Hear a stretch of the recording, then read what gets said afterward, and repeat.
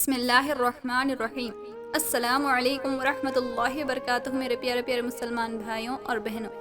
آج سے میں آپ سبھی لوگوں سے ہمارے پیارے نبی صلی اللہ علیہ وسلم کی مبارک زندگی کے واقعات شیئر کرنے والی ہوں، تاکہ ہماری آنے والی نسلوں کو بھی یہ پتہ چل سکے کہ کس طرح 1445 سال پہلے اللہ پاک نے ہماری رہنمائی کے لیے ہمارے پیارے نبی حضرت محمد مصطفیٰ صلی اللہ علیہ وسلم کو ہماری طرف رسول بنا کر بھیجا، اور کتنی تکلیفوں اور مصیبتوں کے ساتھ ہمارے نبی صلی اللہ علیہ وسلم نے اللہ کی مدد سے ہم تک دین اسلام کو پہنچایا اور ہمیں قرآن اور نماز کا تحفہ دیا۔ سبحان اللہ۔ تو چلیے سب سے پہلے جانتے ہیں کہ آپ صلی اللہ علیہ وسلم کن انبیاء اکرام کی اولاد میں سے ہیں۔ پیارے مسلمانوں، ہمارے پیارے نبی صلی اللہ علیہ وسلم حضرت ابراہیم علیہ السلام اور حضرت اسماعیل علیہ السلام کی اولاد میں سے ہیں۔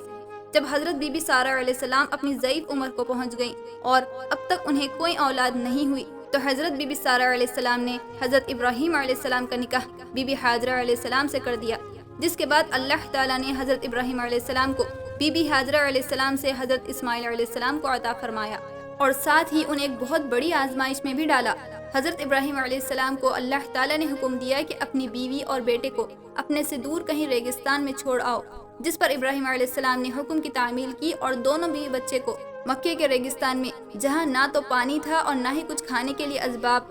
صرف دور دور تک ریگستان ہی ریگستان تھا، وہاں چھوڑ کر تھوڑا سا پانی اور کچھ کھجوریں دے کر چلے گئے۔ اور بی بی حاجرہ علیہ السلام نے بھی اللہ تعالیٰ کے اس حکم پر اپنی حامی بھری اور اکیلے ہی اپنے بیٹے کے ساتھ اس ویران ریگستان میں رہنے لگی۔ کئی دن بیت جانے کے بعد جب پانی اور کھجوریں ختم ہو چکی اور بی بی حاجرہ علیہ السلام کا دودھ بھی سوکھ چکا تھا، تو اسماعیل علیہ السلام بھوک سے بلک بلک کر رونے لگے، اور بی بی حاجرہ علیہ السلام پانی کی تلاش میں صفا اور مروہ کی پہاڑیوں پر چکر لگانے لگی۔ لیکن جب پانی نہیں ملا تو وہ اپنے بیٹے کے پاس بیٹھ گئی اور رو رو کر بارگاہ الہی میں دعا کرنے لگی، جس سے حضرت اسماعیل علیہ السلام کی ایڑیاں زمین پر رگڑنے سے ایک چشمہ جاری ہو گیا اور چاروں طرف پانی ہی پانی بھر گیا۔ پھر بی بی حاجرہ علیہ السلام نے اس چشمے کو روکنے کے لیے زمزم یعنی رک جا کہہ کر اپنے ہاتھ زمین پر مارے، اور اس طرح اس چشمے کا نام چشمہ زمزم پڑ گیا، جس کے بعد وہاں پر کئی قافلے آنے لگے اور پانی کو دیکھ کر لوگوں نے وہاں آباد ہونا شروع کر دیا، اور اس طرح مکہ مکرمہ میں آبادی بڑھنے لگی۔ پھر کچھ وقت بعد حضرت اسماعیل علیہ السلام بھی اپنی جوانی کو پہنچے، اور اپنی ماں کے انتقال کے بعد اکیلے ہو جانے کی وجہ سے قبیلے کے لوگوں نے ان کی شادی کروا دی، جس سے حضرت اسماعیل علیہ السلام کی اولاد اور ان کی نسلیں مکہ مکرمہ میں آباد ہونے لگی۔ حضرت اسماعیل علیہ السلام کی ایک سے زیادہ شادیاں ہوئی، جس سے انہیں 12 بیٹے تھے، اور ہمارے پیارے نبی صلی اللہ علیہ وسلم بھی حضرت اسماعیل علیہ السلام کی اولاد میں سے ہی ہیں۔ سبحان اللہ۔ حضرت اسماعیل علیہ السلام کی شادی کے کچھ سال بعد ایک دن حضرت ابراہیم علیہ السلام کے پاس جبرائیل علیہ السلام تشریف لائے اور انہیں اللہ کا حکم سنایا کہ اے ابراہیم علیہ السلام، اللہ پاک نے آپ کو ایک ایسا گھر بنانے کا حکم فرمایا ہے جو تمام دنیا والوں کے لیے طواف گاہ ہو۔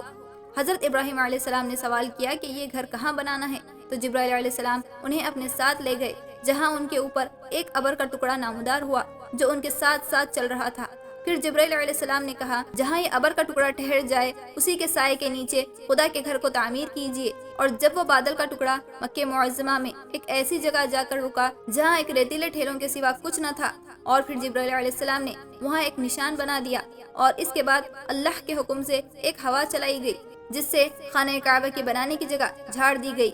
حضرت ابراہیم علیہ السلام نے اپنے بیٹے اسماعیل علیہ السلام کے ساتھ خانہ کعبہ کی تعمیر کا آغاز شروع کر دیا، اور فرشتوں کی مدد سے انہوں نے الگ الگ پہاڑوں سے پتھر منگائے اور خانہ کعبہ کی بنیاد رکھی۔ اور جب کعبہ شریف کی دیواریں اونچی ہو گئی تو حضرت ابراہیم علیہ السلام نے حضرت اسماعیل علیہ السلام سے فرمایا کہ کوئی بڑا پتھر لے آؤ تاکہ میں اس پر کھڑے ہو کر دیواریں بلند کر سکوں۔ تو حضرت اسماعیل علیہ السلام اور حضرت جبرائیل علیہ السلام کوہ ابو قبیس، کوہ لبنان، کوہ ہرا، کوہ صفا اور کوہ مروہ، ان 5 پہاڑوں سے پتھر لاتے اور ابراہیم علیہ السلام کو دیتے۔ پھر جب حضرت اسماعیل علیہ السلام کوہ ابو قبیس پتھر لینے کے لیے آئے تو جبرائیل علیہ السلام نے اسماعیل علیہ السلام سے فرمایا کہ اے اسماعیل علیہ السلام، حضرت آدم علیہ السلام کے ساتھ جنت سے 2 پتھر زمین پر بھیجے گئے تھے، ان کو حضرت ادریس علیہ السلام نے طوفان نوح سے پہلے اسی پہاڑ میں مدفن کیا ہے۔ ان میں سے ایک پتھر آپ ابراہیم علیہ السلام کے کھڑے ہونے کے لیے لے جائے، اور دوسرا پتھر خانہ کعبہ کے دروازے کے سیدھی طرف ایک دیوار میں نقش کرنے کے لیے لے جائیں، تاکہ جو کوئی طواف کعبہ کے لیے آئے